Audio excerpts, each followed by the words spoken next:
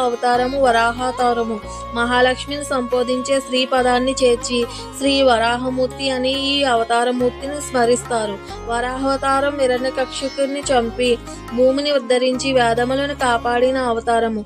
స్వామి ప్రార్థనలో ఒకటి అది వరాహమూర్తి, యజ్ఞ వరాహమూర్తి, మహాసుకరం అని నామాలు కూడా ఉన్నాయి. తిరుమల కొండలపై మొదట వెలసిన స్వామి వీరే. వీరి అనుమతితోనే వెంకటేశ్వర స్వామి అక్కడ నివాసం ఏర్పాటు చేసుకున్నారు. రాక్షసునితో భయంకరంగా యుద్ధం చేసి సక్రయుధంతో వానిని సంహరించి భూమాతను జలముపై నిలిపిన స్వామి.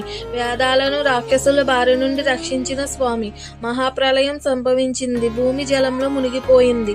బ్రహ్మ చింతక్రాంతుడై నిఖిల జగత్తును కల్పన చేశాడు.